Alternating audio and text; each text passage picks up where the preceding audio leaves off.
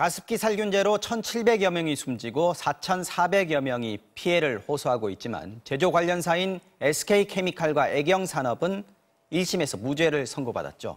이들이 만든 제품에 사용된 성분이 폐까지 도달한다는 증거가 없다는 이유였습니다.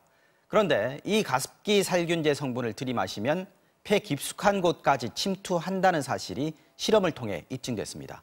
판결이 2심에서 뒤집힐지 주목됩니다. 류현준 기자가 취재했습니다.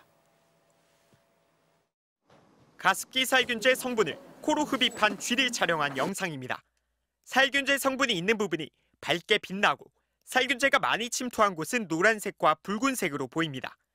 처음에는 가습기를 직접 흡입한 코에서 고농도 살균제가 검출됐고 5분 뒤에는 폐와 신장, 심장과 간, 소장 등 내장기관에서 모두 검출됐습니다. 실험한 가습기 살균제 성분은 MIT와 CMIT 두 종류, SK케미칼과 애경산업이 만든 제품에 사용된 성분입니다. 두 가지 살균제 성분이 코를 통해 폐와 내장기관까지 침투할 수 있다는 게 확인된 건 처음입니다. 상당히 많은 생물학적 과정이 유사하기 때문에 쥐에서 그런 일이 발생하면 사람한테서도 그런 일이 발생할 것이다 라고 일반적으로 생각하는 거고요. 지난 2008년부터 가습기 살균제를 사용하다 천식과 각종 합병증에 시달려온 피해자 조순미 씨. 산소 발생기와 휠체어에 의존해 힘겹게 몸을 옮깁니다. 피해자들은 살균제 제조사를 상대로 법정 싸움을 벌였지만 법원은 1심에서 무죄를 선고했습니다. 살균제가 폐로 침투했다는 증거가 없다는 이유였습니다. 너무나도 어이없고 저희 피해자들이 말하듯이 내 몸이 증거다라는 얘기를 그날 제가 했었거든요. 국립환경과학원 등 권위 있는 기관이 참여한 이번 실험은 법원의 판결을 정면으로 반박합니다. 동물 실험에서 코로 마신 살균제는 최대 일주일간 몸에 퍼졌고 반복 흡입하면 더 오래 살균제가 머물 수 있습니다. 그 CMIT가 폐까지 도달하지 않는다라는 1심 판결이 있으셨고요. 거기에 대한 재고가 필요하다고 보시면 될 것 같습니다. 이번 연구 결과는 다음 항소심 공판의 증거로 제출될 예정입니다. 가습기 살균제 피해자는 피해 등급이 정해진 사람만 총 4,417명이며 사망자는 1,789명입니다. MBC 뉴스 류현준입니다. 신고한 사망자만 1,500명, 지금도 수천 명이 고통을 호소하고 있는 가습기 살균제 피해 사건. 그 살균제 중 하나인 이 가습기 메이트를 만든 SK케미칼과 애경산업의 1심 법원이 무죄를 선고했습니다. 이들이 살균제를 만들 때 넣은 특정 화학 물질이 폐 질환이나 천식을 일으켰다는 게 입증되지 않았다는 이유입니다. 즉, 증거가 부족해서 처벌할 수 없다는 겁니다. 먼저 김정인 기자가 보도합니다. 옥시의 가습기 살균제에 이어 두 번째로 많은 피해자가 발생한 가습기 메이트. SK케미칼이 만들고 애경이 함께 팔았는데 이 제품을 썼다가 피해를 봤다고 신고한 이들은 모두 835명, 이 중 12명이 숨졌습니다. 안전성 검증 없이 가습기 살균제를 만들어 판 혐의로 재판에 넘겨진 홍지호 전 SK케미칼 대표와 안용찬 전 애경산업 대표 등 13명에게 법원은 모두 무죄를 선고했습니다. 이들이 판매한 가습기 살균제의 원료가 폐질환이나 천식을 유발했다는 사실을 입증하기엔 증거가 부족하다고 지적했습니다. 법원이 인과관계 좀 증명하기 좀 부족하다고 했는데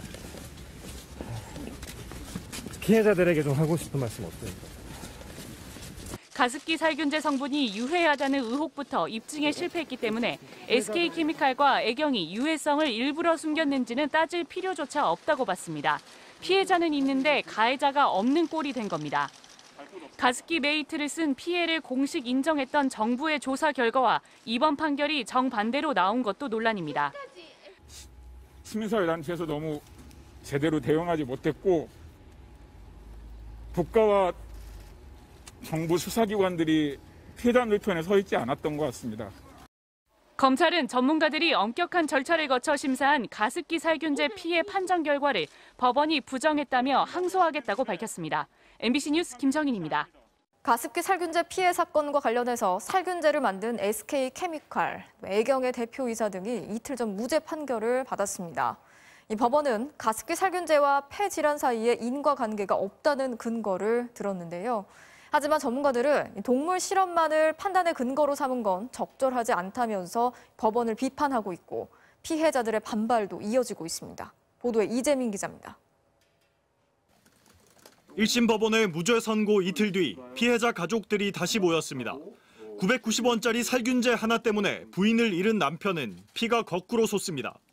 피해자는 엄연히 존재하는데 가해자는 없다고요? 이런 개 같은 법이 어디 있습니까? 이거 누가 책임질 겁니까? 누가 책임지냐고요? 폐렴과 천식을 앓는 아이들 생각에 몸서리치는 엄마. 이 제품을요, 제 손으로 사서 썼어요. 제가 아이들한테 엄마가 미안해라고는 하는데 책임질 사람이 없잖아요. 법원의 무죄 근거는 피해자들이 사용한 가습기 살균제를 썼을 때 반드시 폐 질환이나 천식에 걸리는 동물 실험 결과가 없다는 겁니다. 하지만 가습기 살균제 성분을 쥐한테 주입했을 때 폐 질환이 생기거나 새끼가 죽은 채 태어난다는 연구 결과 법원도 알고 있었습니다. 그런데도 법원은 살균제 성분을 체내에 주입한 방법이 다르다며 판결 근거로 삼지 않았습니다. 법원의 판단이 지나치게 선택적이고 협소했다는 지적이 나오는 이유입니다. 불확실한 정보 또는 부족한 정보만에다가 무게를 얹어서 무죄다라고 한 거고요. 결국은 사람을 또 실험으로 해야 된단 말이냐. 수백 명의 피해자가 같은 병에 걸린 임상 증거는 명확한 상황. 동물 실험에 전적으로 판단을 맡겨 판단을 그르친 역사적 경험은 적지 않습니다. 10,000명이 넘는 기형아의 원인이 됐던 약, 탈리도마이드가 대표적 사례입니다. 기형아, 사상자 엄청난 큰 사건이 났었는데 그 경우도 그 동물 실험에서는 확인이 안 돼서 이제 시판이 된 것. 법원 판결에 문제가 있다고 본 전문가들은 다음 주 반박 기자회견을 준비하고 있습니다. MBC 뉴스 이재민입니다.